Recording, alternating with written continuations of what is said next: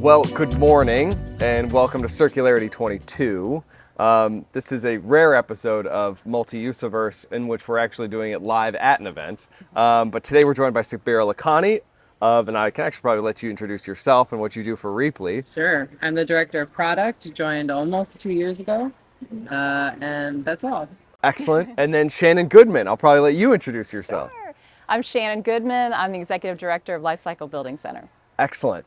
So we actually had some fun thing to put together for Circularity 22. We got to do a joint booth in which we got to sort of showcase what Rheaply's focusing on from a software perspective, how we're looking at reuse, but we got to highlight a local amazing facility called the Lifecycle Building Center. Could you share a little bit more about what you all do? Sure. And then we can talk a little bit more about what we brought to the booth and then how that sort of plays into reuse. Absolutely. So Lifecycle Building Center is a nonprofit that captures building materials to prevent them from being discarded unnecessarily. And we have a lot of community impact in terms of giving those materials away to nonprofits and then serving a lot of residents in under-resourced communities near our facility by giving them access to those materials at the lowest possible cost we can. Yes, love that. I don't want to mess up any technical terms that were going into the items that we had on display, but can you do that from memory, what we had there, which was, it was some sort of very cool chandelier, but I don't know if it's a chandelier. I can't remember the technical term for it. Yeah. So there's a pendant. A pendant. See, I knew there was, yes, a pendant, yeah. From a church from the early 1900s, Okay. a really cool Baptist church we were a part of with one of our partners over in West Midtown, and we were able to recover a lot of materials that were repurposed in an exciting project on Georgia Tech's campus called the Candida Building for Innovative Sustainable Design. Whoa, but that was one of the materials. It didn't go in the Candida project, yes. But it's living on now in this scene as well as in other people's projects, businesses, homes, etc. And then tell me about also the unique piece we had with, a fine piece of old wood with some hanging... The bar lights. Bar lights, okay, Yeah. So that also came out of a project from the early 1900s, was also converted into a bar. Okay, yes. And it's got those really cool, light bulb frames. Yes. So yeah, we love that piece because, you've got like really old growth wood in there, and, it kind of harkens back to a historical, time and use. Yeah, this is what I loved is sort of how we were able to, frankly, juxtapose a little bit of what reuse means and a lot of the things that we might see coming out of great projects that you were working on, and a lot of the subjects here today which don't necessarily focus on those type of premium high value objects could be used in anything from a residential sort of remodel or even commercial if someone's creative enough. Sure. But what does it actually take? Because we didn't really see a whole lot of operational conversations around what it takes to deconstruct or reclaim. What does it go into actually taking those types of valuable resources out of a facility that's getting deconstructed? How does that actually happen? What goes into sort of planning that? Yeah. Well, the biggest question is you have to line up the supply and demand, right? Yes, absolutely. So that's one of the biggest, decision factors. So we are constantly trying to have a clear sense of where are the greatest needs for which types of materials, Yes. how can we meet those needs? And then we also have limited resources, so we're always balancing that. Yeah. Where do we put our efforts and energy? And our time to collect. But we have trained staff that go in and physically, remove the materials. We've been able to do some workforce development job training around deconstruction, which is powerful because folks, especially those that are looking for a living wage career, they can gain so many skills by learning how to take buildings and materials apart. Yep. They can learn how to put buildings together. I want to get more into the operations of that, but I think that's actually, and I'm not trying to make this all about jobs, but I think that is something that maybe is under talked about or under discussed around how this type of reuse economy could really mean substantial work and training efforts for many different cities across the country. How do you guide that conversation, not only locally, but as a part of maybe a bigger organization like Build Reuse? Like, how is that sort of a part of the conversation? Yeah. So we actually are working on a program now to expand this. So Build Reuse has developed a training curriculum for deconstruction. And actually, I'm going to interrupt real quickly because Yes. Build Reuse is a part of like a larger initiative to get more reuse centers. I tend to want to Yes. break that down for Yes. people. And so it's super cool that y'all are coming together and doing this, but please continue Yeah, so that. Build yes. Reuse is just a membership organization of, nonprofits and for-profits like Lifecycle Building Center all across the United States. And basically they've had, training, and they've had, expert trainers that they've deployed over the years. But what's exciting now to help communities basically bring deconstruction into their locations. But now what they're working on is taking that training curriculum, first of all, having an expansion of certified deconstruction trainers across the country. It used to be just, a few people interspersed. So we're actually building a program where folks can actually get certified to do that. And then the training itself, there's components of it that can be administered through an online platform. So Excellent. that's one exciting thing. Oh, that's So, okay. anyway. That's so that's going to really, because probably what that takes away is if I'm speaking out of turn here, I think there's historically, I grew up in essentially a life cycle building center. My mother was just obsessed with going, but what always seemed to me as a kid is it always was sort of ad hoc. Like there was always, and this seems to be really putting structure and actually some cohesion of programs to where it's like, it's no longer, people can actually start to expect certain outcomes as opposed to probably the stigma, again, that might haunt sort of reuse, which is it's always like, again, ad hoc, catch as catch can, and it's like this, we need to start building systems that can really do this probably at some certain scales too, to really sort of reclaim these materials. Yes, I could not agree more. Okay. And that's where we are now as an industry, is we are trying to figure out how to scale. So one of the things that's important, we were talking about workforce development. Yeah. So for that to be successful at scale, an organization like Lifecycle Building Center can't be the only entity that sees the value of training individuals in material reclamation and deconstruction, right? So we have to partner with allied industries, which is what we're doing now in Atlanta through our training pilot. So folks in construction, folks in demolition, folks in C&D recycling. Love that. We need to all work together, and so we've brought together a bunch of partners to take the Build Reuse curriculum and tailor it as needed for each industry, pool Excellent. our resources, because the training itself, you have to make sure that those folks that are trained have a guaranteed career pathway once the training is complete. Totally. And again, that's why we rebranded. We used to be the Building Materials Reuse Association for about 20 some years, and we became Build Reuse because we have to pull together all of these partners and industries that are associated with the built environment. So architecture, construction, development, real estate, building owners, we have to all work together. And Build Reuse is a much more inclusive platform for us to do that. That's great. That's hitting on something I don't know why I didn't consider, which is not only the supply and demand of the actual materials, but the people that can actually facilitate the actual reuse. It's huge. Yeah. We can't scale without a trained workforce. There's other aspects of, physical space, transportation, et cetera, but the labor is hands down the number one limiter for our industry. But I'm hoping that we're also going to talk a little bit about information flow. Yes. That's another limiter. Yes.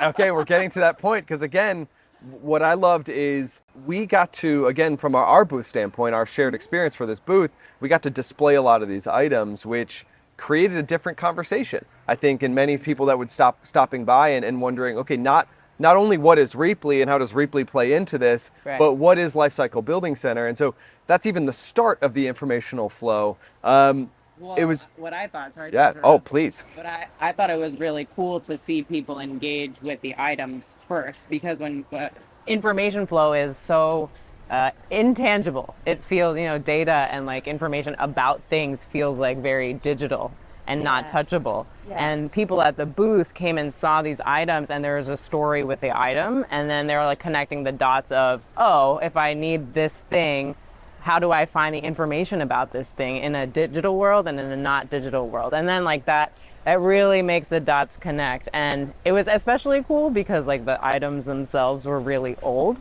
And so like that evoking of value is much stronger. Curiosity. Yeah.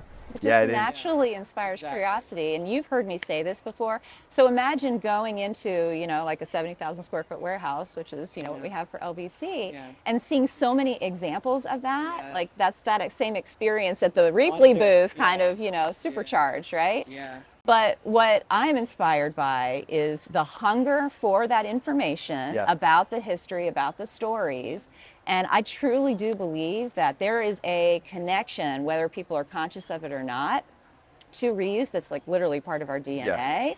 I feel like that's a natural, drive, as the fact that somebody at the conference talked about, we have to make sure that we don't forget that humans are a part of nature, right? Yes. And you had somebody in your session yesterday, did. talking about, how much are we valuing, how nature works in the natural world. Yes, in and these processes. I got to fumble through my answer on how to incorporate nature, of which I think I did appropriately. I basically had to be honest and say it's really hard to incorporate nature when it's so much about cost. And so there's always that sort of give and pull because we often are selling. And so when we're selling, we have to be sort of talking about what does this mean from an ROI perspective, costs of again, acquiring Rheaply as a service, and then figuring out, all right, what does this mean for an operation?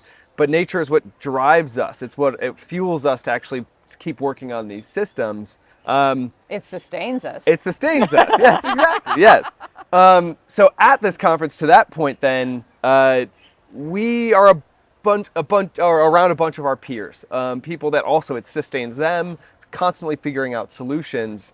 I want to say this as tactfully as possible, but what did we like? What did we like hearing? What were we surprised that we heard, either collectively or from a panel? And what do we think, again, here's the tactfulness, what do we think needs to evolve in order to address more changes that need to happen, more maturity in terms of how we see circularity or see reuse?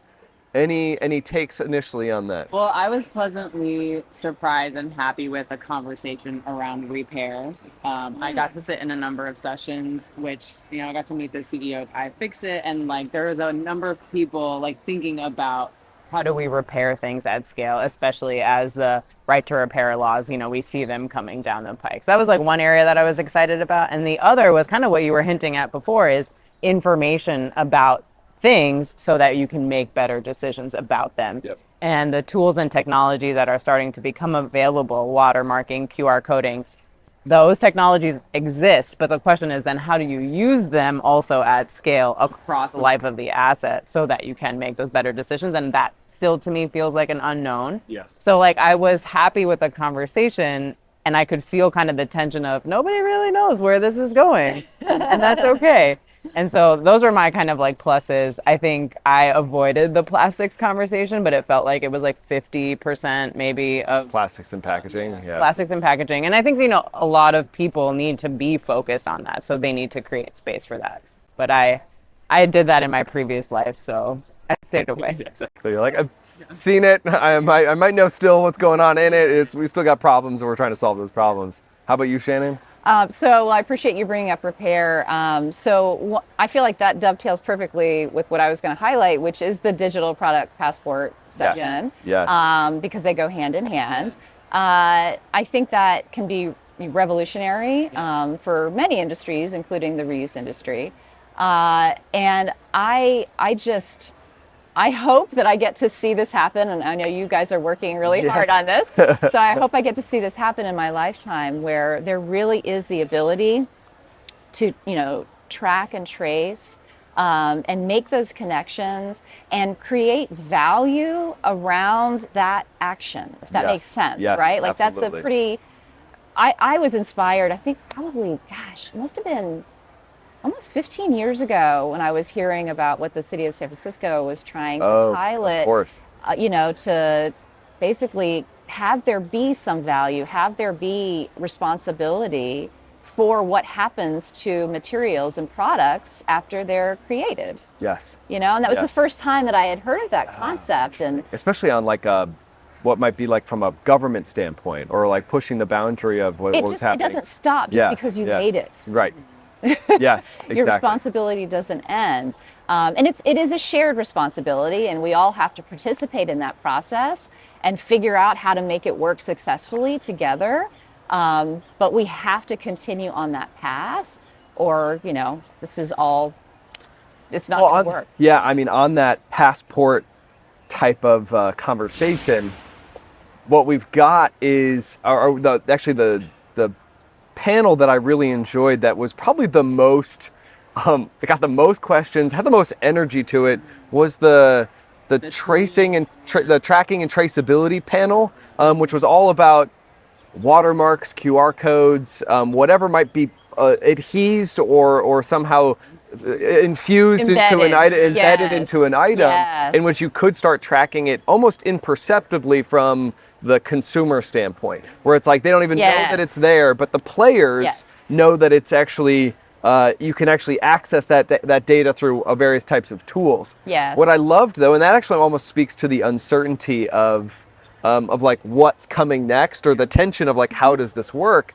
is like the amount of hands that were thrown up and questions that were raised about like, how do we even get this happening? That was cool to see, because I think previously we've seen a lot of people just glossing over maybe like the real intricacies of a system in which it's going to use barcodes and QR codes to track things. But I think we're almost getting to like, how does this actually get operationalized? Absolutely. Yeah. Mentioned, I think, in the subsequent session, that this is kind of like the internet, where like you need to collaborate to build the platform so that you can build things on top of it. Yeah, that's interesting. Yes. It's still With a hint of mystery of like, how is it going to work? Yes. Yeah. And like the question is, who's going to do that? Who's going to lead that? And like, in who's, like, economically, who's going to invest in that and why? And then the standards around that. And then framing the opportunity to others that like, oh, once we have this something in common, then we can do X, Y, Z. That still, to me, feels very a little bit out of reach. I'm glad that you brought up investment, because one thing I did not get to talk about is,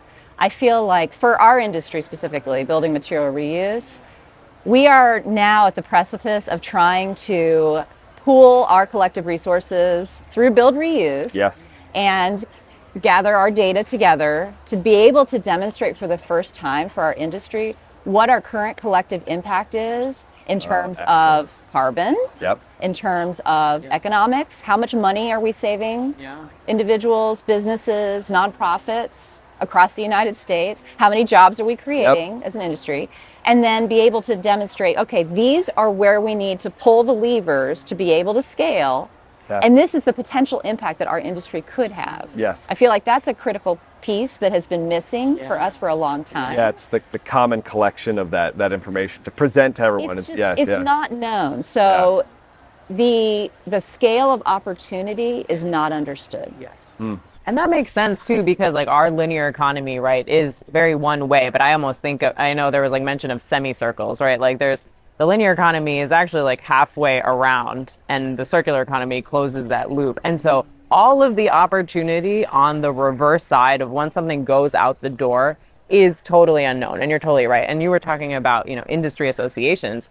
Historically, like those groups have come together to sell. And so what you're doing with build reuse is closing that circle, and industry associations, economic opportunity, jobs on that backside. But it's like, it's the dark side of the moon, right? You just don't know what's there. That's a great point, because I think that's where from you all coming together, you can show someone in Pittsburgh, oh, this is what we've done in Atlanta. And the one-to-one is fairly consistent of saying, this is how we pushed this is what we did, this is what we saw, so that many legislators across the country, or whoever other stakeholders are involved, can be like, yes, okay, we understand that this is going on in this part of the country. We want to replicate that here. Well, I have a question for you, because I was super inspired. I didn't know too much about the life cycle. And I was like, I don't think that there's one of these in New Jersey, where I'm from. And I was like, as a person from there, like, what could I do to get your message out and to maybe inspire some people in my community to start a center or to start taking action, or talk to our mayor, or, like, what are the things the tools that I might have as a citizen? Yeah, you teed this up perfectly. So I talked about the workforce development program that we're working on in Atlanta. Well, that we're also partnering with Build Reuse on. So another aspect of that project is a Reuse for Communities toolkit. Oh, excellent. There we go. So this is through an EPA job training grant that we got a couple of years ago. And basically that is what we are working with Build Reuse to create. And so we're going to pick a handful of cities. We just started, we had 2 interns from Georgia Tech start with us this week that are going to be working with Build Reuse to gather information from these organizations across the US and basically figure out what's been working, where are the pinch points, you know, where are the struggles and challenges, and put together this resource so that communities, individuals, you know, entrepreneurs have more resources available to them so that they can actually start this in their own backyard. So stay tuned. Yeah, how long will that take? We have to deliver this next year. So we have to have everything complete by second quarter of 2023. So stay tuned. I don't think we could have ended it any better, but any takeaway thoughts here from, perfect. Takeaway thoughts, let's start with Shannon. So I did not have a chance to talk about something that I was kind of yearning for in the conference, and admittedly, I'm a little biased. My background is in architecture. Excellent, yes, of course. So we've had some exciting conversations. I want to see what happens to the possible, you know, integration of, you know, nanotechnology or whatever the, you know, tactics are into. I want to see like some pilots with, you know, a project that's being deconstructed and you begin to trace. You know, you have this ability to track where those materials go and what their new lives become, right? That provenance of those items, yes. However, as a recovering architect, I felt like I didn't hear really any conversation about the decisions and the processes that go into design from the get-go that facilitates greater reuse on the back end. So design for deconstruction, disassembly. I'd like to see some more architects here, right? Contractors, construction companies. Absolutely. You know, that level of innovation so that it's not just what happens on the back end. How can we make the process of designing and building structures more intentional and totally in sync with what we know can happen on the back end? What, if you've got this on the tip of your tongue, that'd be awesome, of what are some of those simple decisions? I know limitedly, like essentially, not using as many adhesives maybe, or something. Is that seems simple. Is there anything else too that is sort of a recommendation? Sure. Well, durability. Okay, got it. So yes. would be another, you know, which we've had a lot of conversations at the conference about that, right? You do want to make sure that you are selecting and, you know, combining materials in such a way that, you know, they're not going to deteriorate unnecessarily quickly. So material choice is obviously huge. You know, embodied carbon goes into that. So there's a lot of synergy. The Candida building that we were talking about before is an excellent example of that. There's a lot of synergy between material choices and embodied carbon and, you know, connections, like physical, how those physical connections are designed to facilitate disassembly at the end of that current cycle. So those are all in there, all considerations. You had those ready to go. Any takeaways last minute? I also felt like there was an absence of conversation about reuse. I think like it wasn't that strong. Right. The theme. It was like plastics and repair. A little heavy on the recycling. And I kind of wish, like, I don't know if I would call myself like a reuse practitioner. I don't use my hands, but, you know, as a tool builder for a world of reuse, I kind of wish to connect with others more on that topic. But I think, like, post-COVID, personally, like, I felt very happy and energized to be around other people in circularity. I think sitting behind the screen feels isolated in the world in which we are, like, seeking to connect, right? Like, we need to be interacting more to get kind of like those accelerated pathways to progress. And so that felt really good. So I'm like happy that I got to join, and the conversations are what they are, and hopefully we have more of them next year. Oh yeah, oh absolutely. I think it was to that point, it was fun to be in a panel where you might hear somebody talk about reuse, or someone talks about reuse in the room, and then there would be like random whoops for like, yeah, reuse. And it's like, okay, then that's clearly a sign that's like, maybe we're not talking about it enough, because people are I'm like telling you. so excited to like exclaim People are drawn reuse. to it. Yeah, You guys exactly. experienced that at your booth. Yes. No, so very it was. compelling. It was. So I know we're going to get some shots of the booth going, so you all can see what we were doing, but thank you both for joining. We've had a wonderful time here at Circularity. Thanks again for listening. If you do have any questions, please reach out to us at podcast@rheaply.com. And as always, again, look forward to seeing you or hearing you next time. Thank you so much for listening.